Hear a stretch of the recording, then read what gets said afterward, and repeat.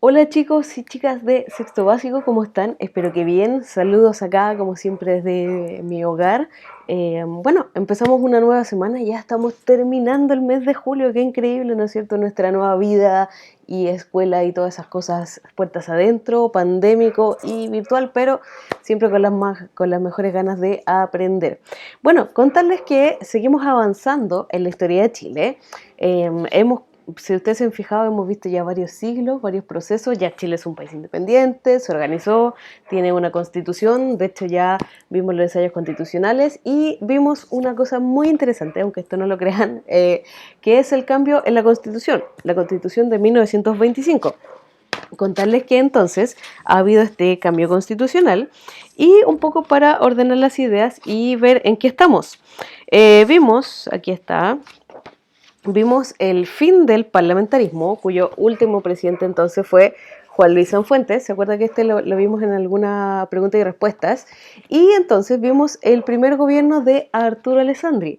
¿Por qué es importante el primer gobierno de Arturo Alessandri? Porque básicamente se producen varias transformaciones, pero el contexto general que hay que entender para entender mejor el gobierno de Arturo Alessandri es que Chile está pasando por como el periodo más intenso de esta situación conocida como la cuestión social, que es básicamente las pésimas condiciones de vida de los obreros, cuyo ejemplo más claro es lo que está sucediendo en las salitreras, en el cual se generaban grandes riquezas, grandes recursos que no se distribuían de la manera más óptima posible, aun cuando con todo el dinero que ingresó se construyeron obras públicas y fue una cosa bien importante en cuanto al avance en infraestructura, pero no necesariamente en beneficios para las personas.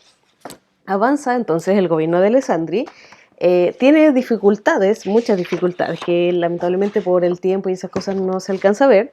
Entre medio hay un gobierno chiquitito de Beliano Figueroa Larraín, de ahí viene Carlos Ibáñez del Campo. ¿Por qué le estoy mostrando todo eso? En el fondo es para ubicarnos.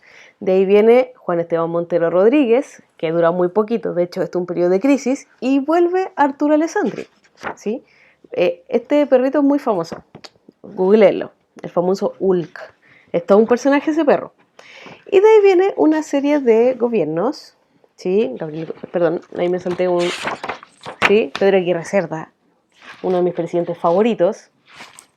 Pueden googlear porque me encanta. Juan Antonio Ríos, Carlos Ibáñez del Campo nuevamente, hasta Gabriel González Videla. Perdón, Gabriel González Videla y Carlos Ibáñez del Campo. Como uno está en espejo se enreda, ¿ya? Y aquí atrás es de nuevo la misma línea de tiempo. Estamos aquí, en esta hoja.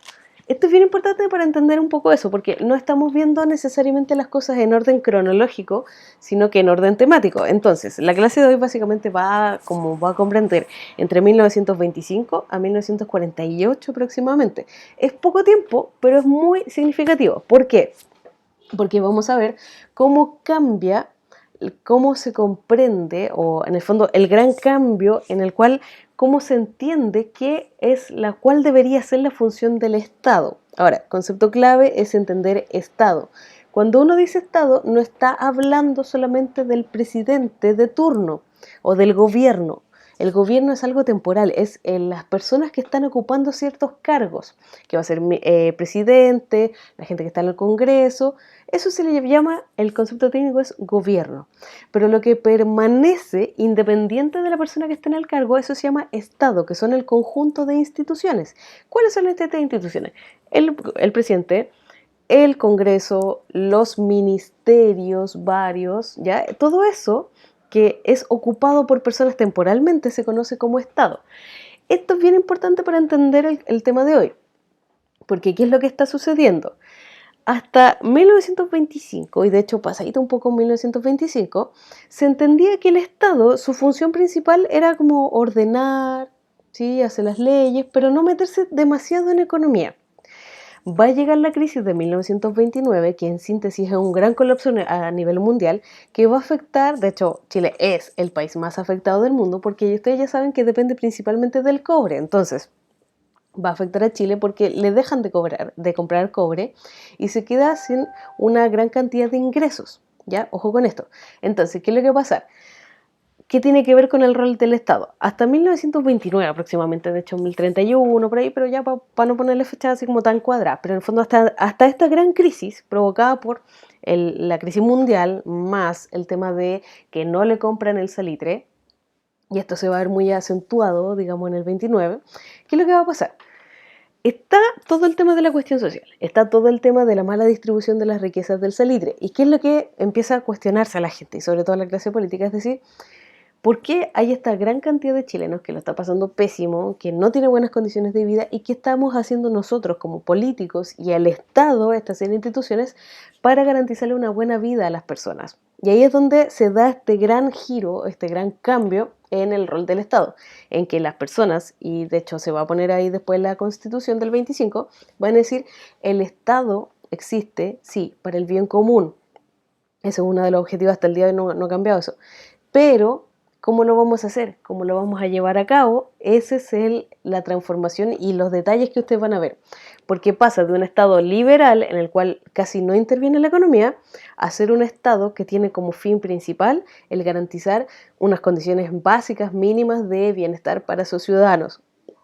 Cosa que para ustedes les suena como evidente, como lógico, pero no era así. Y de hecho, si ustedes me consultan, yo creo que es uno de los grandes momentos de la historia de Chile. Es impresionante la cantidad de iniciativas que se hacen para garantizar el bienestar de las personas. Es un tiempo que yo miro como con admiración, con respeto, porque en el fondo se invierte gran cantidad de recursos para garantizar entonces el bienestar de las personas, cosa que se construyen escuelas, edificios, grandes carreteras, grandes caminos, hospitales, de todo, o sea, demostrando que en el fondo plata había, solo que había que invertirla de otra manera.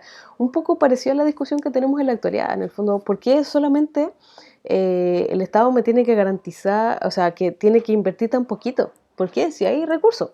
Y lo han habido y existen, además de la iniciativa de uno en lo personal. Entonces, en síntesis, ¿qué es lo que le tiene que quedar claro? Cómo esta declaración de intención de que el Estado ahora va a existir, siempre ha existido para el bien común, pero cómo se pone en la práctica eso. Y entonces ahí van a ver las grandes acciones y van a entender por qué yo miro con cierta admiración ese pasado. ¿Se entiende? ¿Sí? ¿Me explico? De todas maneras, lo van a entender mucho, mucho, mucho mejor estudiando, sacando apuntes y entonces también, si no le queda algo claro, haciendo las consultas del caso. Esta fue una brevísima introducción como para entender, porque cuando uno lee rol del Estado dice, ¿qué? Entonces, rol del Estado quiere decir qué es lo concreto que va a hacer, bueno, y que es Estado por supuesto, qué es lo concreto que se va a hacer para que esta idea de que el Estado existe para el bien común sea entonces puesto en la práctica a través de cosas tangibles que yo pueda ver.